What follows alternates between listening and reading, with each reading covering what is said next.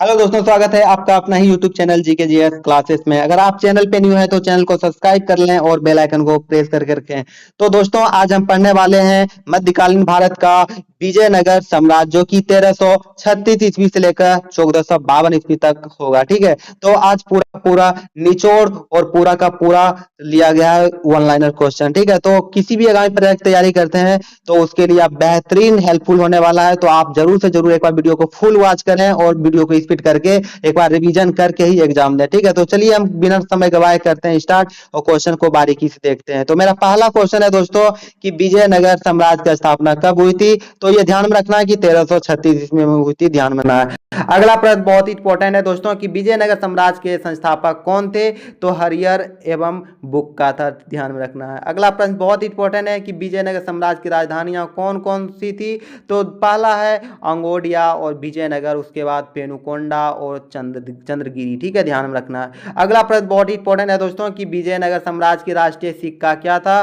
तो वरहा था, जो कि स्वर्ण सिक्का कहा जाता था। ठीक है, ध्यान में रखना है। अगला प्रश्न बहुत ही इंपॉर्टेंट है दोस्तों कि हरियर और बुक्का को विजयनगर साम्राज्य की स्थापना की प्रेरणा किससे मिली। तो माधव, विद्याधरण एवं सारण से। ठीक है, ध्यान में रखना है। अगला क्वेश्चन बहुत ही इंपॉर्टेंट है दोस्तों कि हम्पी वर्तमान में कहाँ स्थित है। तो कर्नाटक में स्थित है। उसके बाद आगे है कि विजयनगर पर शासन करने वाला राजवंश कौन सा थे। तो संगम, सालुब और तुलुब और आर्य वंश थे। ठीक है, ध्यान में रखना है। अगला प्रश्न बहुत ही इंपॉर्टेंट है दोस्तों कि संगम वंश का शासनकाल क्या था। तो 1336 से लेकर 1485 ईस्वी तक था, ध्यान में रखना। आगे है तुलुब वंश का अंतिम शासक कौन था। तो वीर नरसिंह था, ध्यान में रखना है। अगला क्वेश्चन बहुत ही इंपॉर्टेंट है दोस्तों कि वेद मार्ग प्रतिष्ठा किसकी उपाधि थी। तो बुक्का प्रथम की थी, ध्यान में रखना। अगला है कि बुक्का वन ने किस देश में एक दूत मंडल भेजा था। तो चीन में भेजा था, ध्यान में रखना। अगला प्रश्न बहुत ही इंपॉर्टेंट है दोस्तों कि हरियर दो ने कौन सी उपाधि धारण की। तो राजाधिचार एवं सजपर परमेश्वर की उपाधि धारण की। ठीक है, अगला क्वेश्चन है दोस्तों हरियर दो का प्रधानमंत्री कौन था। तो सायनाचार्य था, ध्यान में रखना। अगला प्रश्न बहुत ही इंपॉर्टेंट है दोस्तों कि किस शासक ने अभिलेख में माधव विद्याधरणीय के स्वच्छ प्रकाश का अवतार कहा गया। तो हरिहर दो का। ठीक है, ध्यान में रखना। अगला प्रश्न दोस्तों इलावी यात्री निकोली कोंटी के किसके शासनकाल में विजयनगर की यात्रा की। तो देवराय वन के। ठीक है, ध्यान में रखना है। अगला प्रश्न है दोस्तों कि देवराय वन ने किस नदी पर बांध बनाकर कृषि के विकास का मार्ग प्रशस्त किया। तो तुंगभद्रा नदी पर। ठीक है, ध्यान में रखना है। अगला प्रश्न बहुत ही इंपॉर्टेंट है दोस्तों कि निकोली कोंटी के विजयनगर राज्य में किन प्रथाओं का उल्लेख किया। तो सती प्रथा तथा बहु विवाह का। ठीक है, अगला प्रश्न दोस्तों बहुत ही इंपॉर्टेंट है कि देवराय दो का किसका अवतार माना जाता है। तो इंद्र का अवतार माना जाता है। देवराय दो की उपाधि क्या थी। तो गज बेटकर थी, ध्यान में रखना है। अगला प्रश्न बहुत ही इंपॉर्टेंट है कि दोस्तों देवराय दो ने अपनी सेना में किसे भर्ती किया और उनके लिए क्या बनाया। तो तुर्की धुरंधरों और मुसलमानों की बड़ी संख्या में भर्ती किया और उनके लिए मस्जिदें बनवाई। ठीक है, ध्यान में रखना है। अगला प्रश्न बहुत ही इंपॉर्टेंट है दोस्तों कि देवराय दो अपने सिंहासन को एक और क्या रखता था। तो कुरान और दूसरी ओर गीता रखता था, ध्यान में रखना है। अगला प्रश्न है दोस्तों कि देवराय दो के काल में विजयनगर की यात्रा किसने की। तो ईरान के शासक मिर्जा शाहरुख के दूत अब्दुल राजक ने किया, ध्यान में रखना। अगला प्रश्न बहुत ही इंपॉर्टेंट है दोस्तों कि देवराय दो की दरबारी कवि कौन था। तो दीन दीमा था, ध्यान में रखना। तेलुगु के प्रसिद्ध कवि श्रीनाथ के लिए शस्त्रकाय में पराजित किया। तो दिन दीमा ने किया था। अगला क्वेश्चन बहुत ही इंपॉर्टेंट है दोस्तों, ध्यान में रखना कि श्रीनाथ को देवराय से कौन सी उपाधि मिली थी। तो कवि सार्वभौम मिली थी। अगला क्वेश्चन है दोस्तों संगम वंश का अंतिम शासक कौन था। तो मल्लिकार्जुन पोड़ देवराय था, ध्यान में रखना है। अगला प्रश्न बहुत ही इंपॉर्टेंट है दोस्तों कि विराजुपाक्ष परीक्षा द्वितीय के समय बहमिनियों के लिए पर अधिकार किया कर लिया था। तो गोवा, दामोह तथा चोल बंदरगाह समेत पश्चिम तट पर जो है कि अधिकार कर लिया था। अगला प्रश्न बहुत इंपॉर्टेंट है दोस्तों कि सालू वंश की स्थापना किसने की थी। तो सालू वंश का स्थापना जो नरसिंह ने किया था। सालू नरसिंह के दो पुत्र थे, एक था तिम्मा, दूसरा इतामिदी नरसिंह। ठीक है, ध्यान में रखना है। अगला प्रश्न बहुत ही इंपॉर्टेंट है दोस्तों कि नरसिंह सालूब की मृत्यु के बाद सत्ता का उपभोग किसने किया। तो नरसा नायक ने किया था, ध्यान में रखना है। अगला प्रश्न है दोस्तों कि तुलुब तुलुब राजवंश की नींव किसने डाली? तो नरसा नायक के पुत्र वीर नरसिंह के इम्माडी नरसिंह की हत्या करके। ठीक है, अगला क्वेश्चन है दोस्तों कि वीर नरसिंह ने कब तक शासन किया? तो 1505 से लेकर 1509 ईस्वी तक किया था, ध्यान में रखना है। अगला प्रश्न है कि वीर नरसिंह ने किस प्रथा को समाप्त किया? तो विवाह कर को समाप्त किया, ध्यान में रखना है। अगला प्रश्न बहुत ही इंपॉर्टेंट है दोस्तों कि वीर नरसिंह के बाद शासक कौन बना? तो उसका छोटा भाई कृष्ण देवराय बना था, ध्यान में रखना है। अगला प्रश्न है दोस्तों कि देवराय ने कौन सी उपाधि धारण की? तो आंध्र भोज और यवन राज्य सपाचारी की उपाधि धारण की। ठीक है, अगला क्वेश्चन बहुत इंपॉर्टेंट है दोस्तों कि कृष्ण देवराय किसके समकालीन थे? तो बाबर के समकालीन थे। कृष्ण देवराय के समय विजयनगर की यात्रा किसने की थी? तो एडवर्दी वारवोसा तथा डोमिंग फरासे ने किया था, ध्यान में रखना है। अगला क्वेश्चन बहुत इंपॉर्टेंट है दोस्तों, कृष्ण देवराय का राजगुरु कौन था? तो व्यास राज था। ठीक है, अगला प्रश्न है कि कृष्ण देवराय के तेलुगु में किस ग्रंथ की रचना की? तो अमुक्त वाल की रचना की, ध्यान में रखना है। अगला प्रश्न है दोस्तों कि कृष्ण देवराय ने संस्कृत में किन ग्रंथों की रचना की? तो जामावती और कल्याणम और उषा परिणय की स्थापना की, ध्यान में रखना है। बहुत इंपॉर्टेंट क्वेश्चन है दोस्तों। अगला क्वेश्चन है दोस्तों किस पुस्तक में कृष्ण देव का उल्लेख मिलता है? तो बाबरनामा पुस्तक में मिलता है। ठीक है, आगे है कि कृष्ण देवराय किसके समकालीन थे? गुरु नानक के समकालीन थे। अगला क्वेश्चन बहुत ही इंपॉर्टेंट है दोस्तों कि कृष्ण देवराय ने पुर्तगालियों से कैसे संबंध थे? तो अच्छे संबंध थे। तो कृष्ण देवराय के शासनकाल में कौन सी पुर्तगाली यात्री आए थे? तो डोमिंग पायस और बारबोसा आए थे, ध्यान में रखना है दोस्तों। अगला प्रश्न बहुत ही इंपॉर्टेंट है दोस्तों कि तालीकोटा का युद्ध कब हुआ था? तो 1565 ईस्वी में हुआ था। आगे है कि किस युद्ध के कारण विजयनगर साम्राज्य के वैभव का अंत हो गया? तो तालीकोटा का युद्ध के कारण। ठीक है, अगला प्रश्न दोस्तों बहुत ही इंपॉर्टेंट है कि तालीकोटा के युद्ध में विजयनगर साम्राज्य की सेना का नेतृत्व कौन कर रहा था? तो राम राय कर रहा था, ध्यान में रखना है। अगला प्रश्न बहुत ही इंपॉर्टेंट है दोस्तों कि कृष्ण देवराय के दरबार में रहने वाला 8 तेलुगु कवियों को क्या कहा जाता था? तो अष्टदिग्गज कहा जाता था, ध्यान में रखना है। अगला प्रश्न बहुत ही इंपॉर्टेंट है दोस्तों कि अष्टदिग्गज में किसका स्थान स्वर प्रमुख था? तो पद्देन का था। ठीक है, कृष्ण देवराय ने किन मंदिरों का निर्माण करवाया था? तो 1000 मंदिरों का, ठिग्गर स्वामी मंदिर और क्या है चिंदवरम और मंदिर तप्ती तथा पार्वती मंदिर तथा कालीपुरम का वरदाज मंदिर एवं एकवारनाथ मंदिर को अति करवाया था। अगला प्रश्न है दोस्तों कि कृष्ण देवराय ने अपनी पत्नी की स्मृति में कौन सा नगर बसाया था? तो हॉस्पेट बसाया था। अगला प्रश्न बहुत ही इंपॉर्टेंट है, कृष्ण देवराय के बाद उनका उत्तराधिकारी कौन बना? तो अच्युत राय बना था, ध्यान में रखना है दोस्तों। अगला प्रश्न बहुत ही इंपॉर्टेंट है दोस्तों कि अच्युत राय के काल में विजयनगर की यात्रा किसने की? तो पुर्तगाली बाड़ा व्यापारी यूनुनीज ने की, ध्यान में रखना। अगला है कि सदाशिव राय के शासनकाल में शासन की समझ शक्ति किसके हाथों में थी? तो राम राय के शासन में। उसके बाद ए फोर्ट गॉटन एम्पायर का लेखक कौन था? तो सेबेल था, ध्यान में रखना। बहुत ही इंपॉर्टेंट क्वेश्चन है दोस्तों। आगे क्वेश्चन है कि तालीकोटा युद्ध का प्रत्यक्षदर्शी कौन था? तो सेबेल था, ध्यान में रखना। आगे है कि तालीकोटा युद्ध के तत्काल बाद विजयनगर की यात्रा किसने की? तो सीजर फ्रेडरिक ने की थी, ध्यान में रखना है। अगला प्रश्न है दोस्तों कि सदाशिव राय के बाद आरवीडी वुड के संस्थापक किसने की? तो तिरुमल और अत्युदय देवराय साला ने की, ध्यान में रखना है। अगला प्रश्न दोस्तों बहुत ही इंपॉर्टेंट है दोस्तों कि पतनशील कर्नाटक राज्य का उद्धारक किसे कहा गया? तो तिरुमल को कहा गया। अगला क्वेश्चन बहुत ही इंपॉर्टेंट है दोस्तों।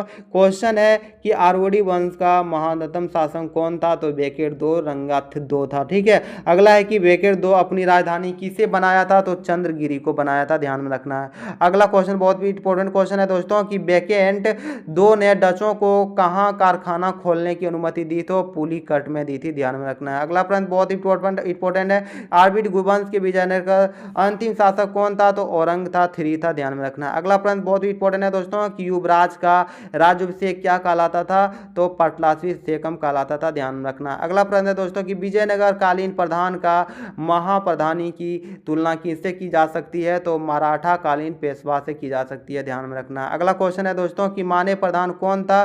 तो गृह मंत्री था। उसके बाद है रायसम कौन था? तो राजा के मौखिक आदेशों का लेखक था, ध्यान में रखना। अगला प्रश्न बहुत ही इंपॉर्टेंट है दोस्तों कि कर्णिकम कौन था? तो लेखाधिकारी था। उसके बाद अगला क्वेश्चन है कि सर्वनायक कौन था? तो मुख्य सचिव था। उसके बाद है महानाचार्य कौन था? तो ग्राम प्रशासक से संबंधित अधिकारी था, ध्यान में रखना है।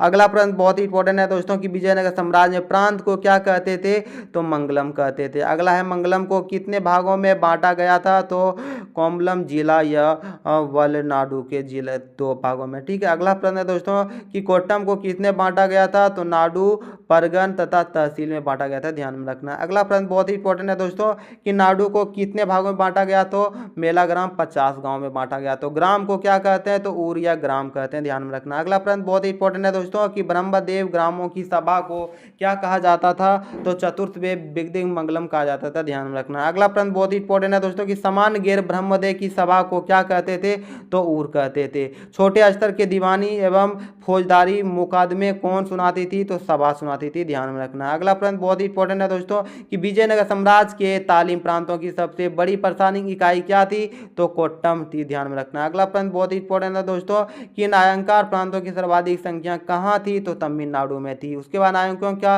अंशांकित व्यवस्था के अंतर्गत नहीं हो सकता था? तो नायकर व्यवस्था के अंतर्गत नहीं हो सकता था, ध्यान में रखना।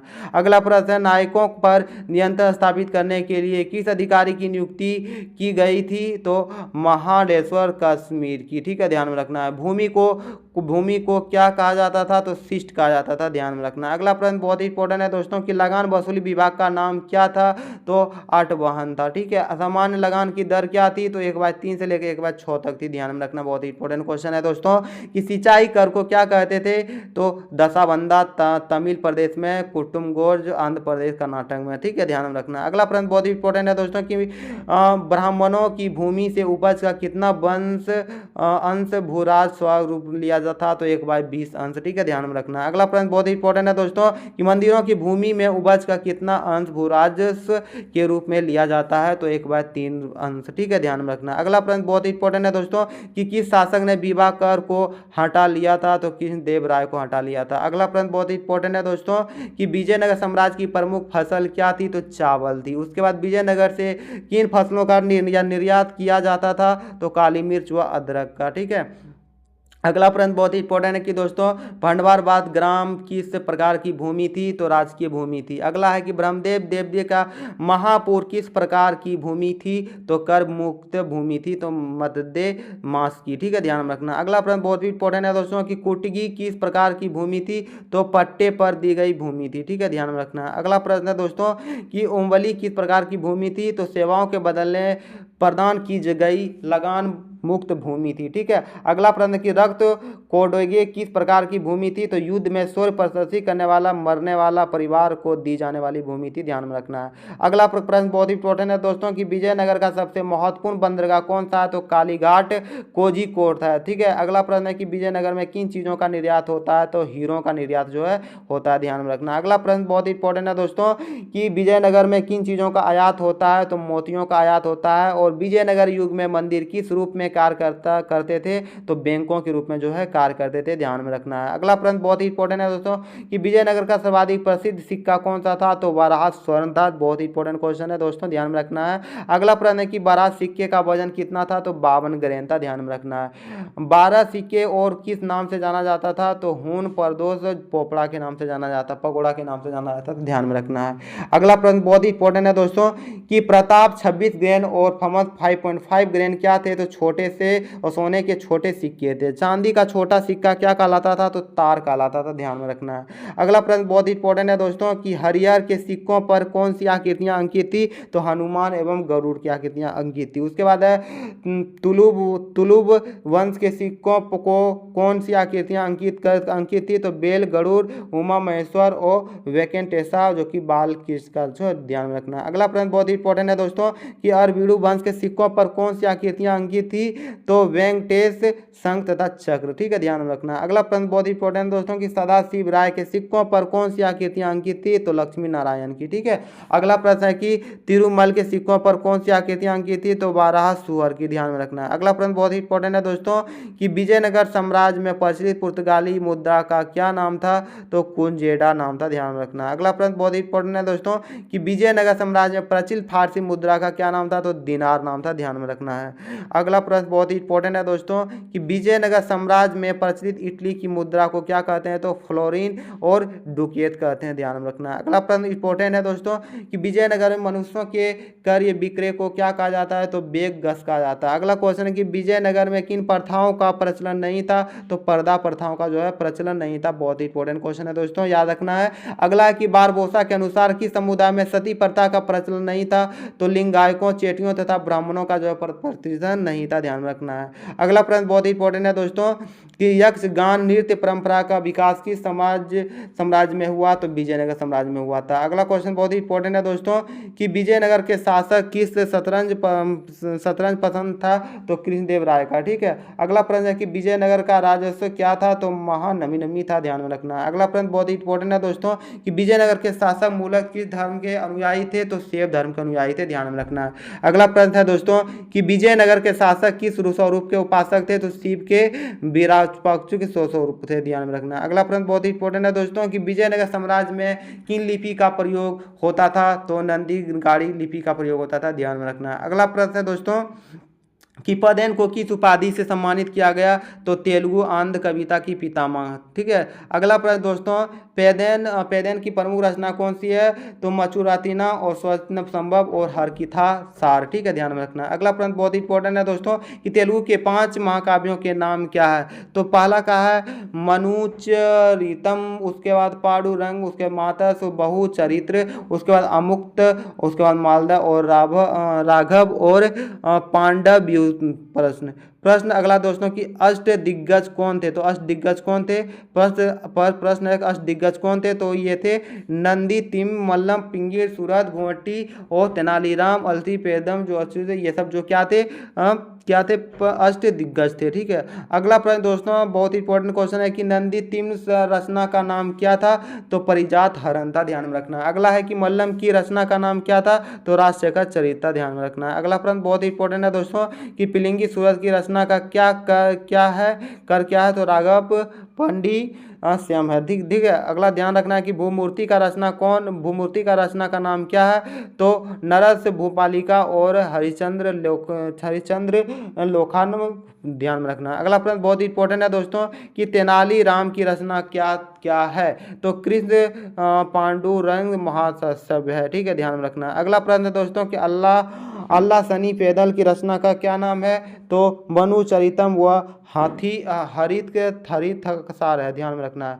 अगला प्रश्न बहुत इंपॉर्टेंट है दोस्तों कि धुरजीत की रचना का क्या नाम है, तो कलहस्ती महाशय है, ध्यान में रखना। अगला प्रश्न है दोस्तों कि अत्यारुराज रामचंद्र की रचना का क्या है, तो सकल कथासार संग्रह और सभा भूमवेदा का, ध्यान में रखना। अगला प्रश्न है दोस्तों कि महाभारत का तेलुगु अनुवाद किसने किया था, तो नन्य तिकन्ना और भेरा प्रवाग ने किया था, ध्यान में रखना। अगला प्रश्न बहुत ही इंपॉर्टेंट है दोस्तों जो कि जानना बहुत जरूरी है कि अभियांग शुक्लम का तेलुगु अनुवाद किसने किया था, तो बीरेन ने किया था। अगला कि विजयनगर साम्राज्य का सर्वाधिक लोकप्रिय वाद्य यंत्र क्या है, तो बीना है, ध्यान में रखना। बीना इंपॉर्टेंट क्वेश्चन है दोस्तों।